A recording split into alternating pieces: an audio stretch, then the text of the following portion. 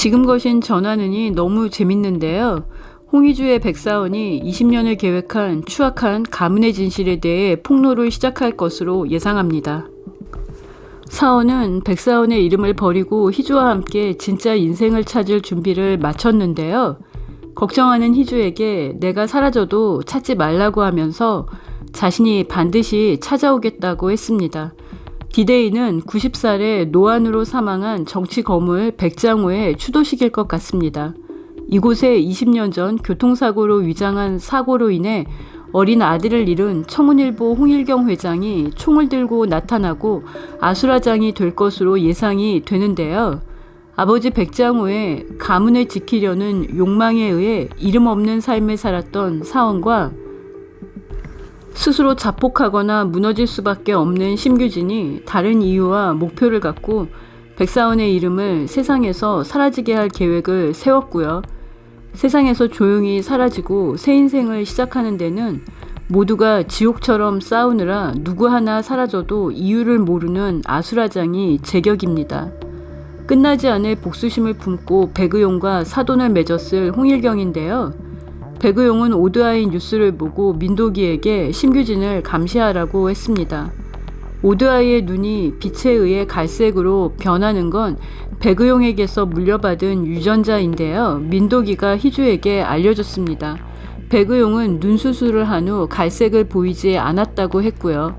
홍인아가 백의용의 가족 인터뷰에서 백사원이 백의용을 닮지 않았다는 걸 폭로했는데요. 백장호의 추도식에서 서로를 이용하며 집안을 키운 홍일경 집안과 백의용 집안의 모든 추악한 비밀이 서로에 의해 폭로되고 죽었어야 할 백장호 집안의 괴물이 살아있다는 걸 알게 된 홍일경의 폭주가 오드아이를 더 자극하고 희주를 더 위험 속으로 내몰게 될 것 같습니다. 목숨이 위협받고 있는데도 사원에게 오지 말라고 하는 희주의 사랑이 사원을 더 강하게 만들 것으로 예상합니다. 사원과 희주 부부를 돕는 사람은 민도기일 것으로 예상합니다. 박도재가 신일 애육원에서 사라진 쌍둥이의 형제라는 걸 사원이 알았습니다. 박도재의 20년 복수의 끝이 전부 가짜 사원을 향했던 거라 허무할 것 같은데요. 오드아이가 진실을 알고 희주를 도우려고 하는 박도재도 해치려고 할 것 같습니다. 차 안에서 깨어난 희주가 박도재를 보고 충격을 받는데요. 박도재에게 지금의 백 대변인은 백장호의 괴물 손자, 백의용과 심규진의 괴물 아들인 진짜 백사원이 아니라고 희주가 말할 것 같습니다. 박도재는 홍희주의 백사원을 신일 애육원 아이들을 사라지게 한 괴물 백사원으로 알고 소중한 것을 잃는 고통을 느끼게 하려고 희주를 죽이는 복수를 하려고 준비하고 실행에 옮긴 건데요. 이제 박도재는 오드아이의 범행을 세상에 드러내는 증언을 함으로써 제대로 된 복수를 해야 할 것으로 생각합니다. 박도재가 오드아이를 심규진을 통해 만났고 괴물 아들을 지키려는 최종 빌런 심규진은 박도재에게는 오드아이의 정체를 비밀로 하고 심규진 시점에서 세상에 드러낼 수 없는 괴물 아들 백사원의 대타인 지금의 사원과 희주 부부를 죽이기 위한 혹은 없애기 위한 범행을 저질렀다고 생각했는데요. 심규진은 익명으로 나온 오드아이가 저지른 범행들을 기사로 접하다가 백사원이 공개 수사로 전환하고 오드아이의 얼굴을 뉴스에 공개했을 때 다시 괴물 아들이 범죄를 저지르고 다닌다는 걸 알고 공포에 떨었을 수도 있습니다. 정치거물 백장호가 괴물 손자로 인해 가문이 무너질 공포를 느꼈던 것처럼요. 백장호가 90세 생일을 앞두고 지병으로 사망했다고 했는데요. 괴물 손자가 살아있다는 걸 알고 충격과 공포로 죽었을 가능성도 있습니다.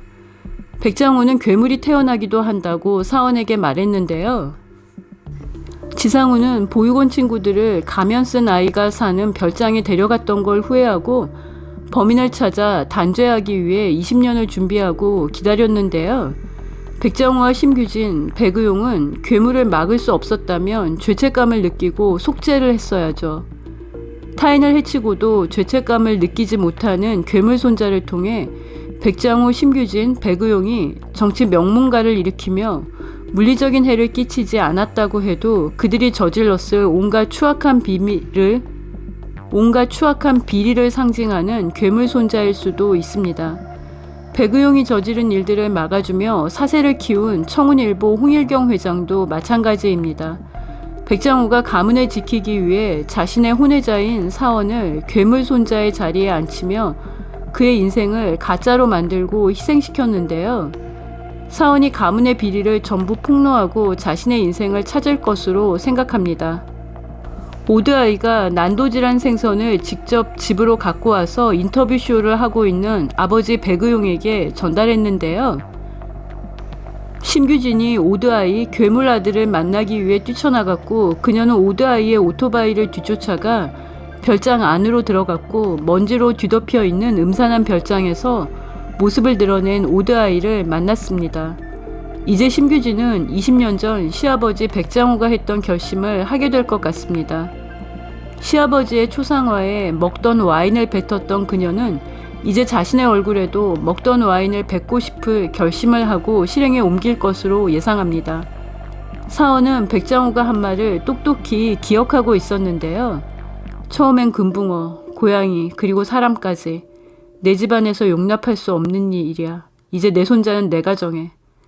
내가 왜 너의 이름을 지어주지 않은 줄 아니? 사원이 병원 침대에서 악몽을 꾸다 깨어나는데요. 주안낚시에서 불이 난 후 사원과 정상훈을 밖으로 데리고 나와 살린 사람은 지상우입니다. 지상우에 대한 의심을 거두게 한 10회차였는데요. 초반에는 범죄 심리학자인 심규진의 성향과 닮아 보여서 의심했고 박도재가 자신의 범죄를 감추기 위해 지상우를 의심하게 부추기기도 했는데요.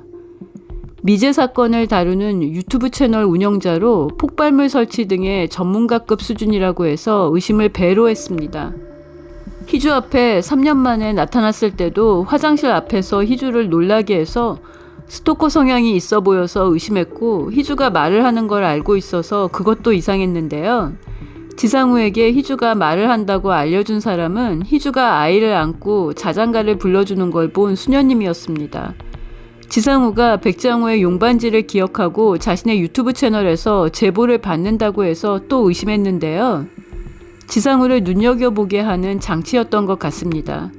어느 날 희주 앞에 나타난 잡놈을 대하는 사원의 시선으로 지상우를 봤던 것 같은데요. 너무 의심해서 미안할 정도입니다. 불이 나서 정상훈과 사원이 다친 날 주안낚시에 먼저 발을 들여놓은 사람도 지상우 같아서 이유가 궁금했고요. 지상우는 별장 소유주인 개명한 정상훈, 정진석을 만나러 갔던 건데요. 또 다른 반전이 있을까요? 사원도 불필요한 의심을 했다고 지상우에게 고맙다고 했습니다. 생선을 좋아하는 납치범의 공범, 선생은 박도재로 드러났습니다.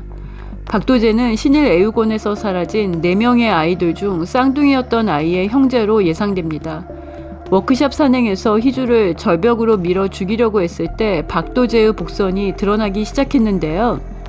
정상훈이 신일애육원에서 사라진 아이들이 묻혀있는 곳을 사원에게 알려줬습니다. 사원이 신일애육원 사건, 백장호 집안의 추악한 비밀을 세상에 드러내겠다고 했고요. 지금 거신 전하는 10회는 사원을 지키려는 희주의 각성과 엄마로서 진짜 백사원, 백장호 집안의 녹순수저, 많은 사람들을 해친 괴물, 자신이 낳은 아들을 지키고 싶은 심규진이 정면으로 충돌하는 회차인데요. 심규진도 더 괴물이 된 자신의 아들 백사원을 만나고 백장호와 같은 결심을 하게 될 것으로 예상합니다.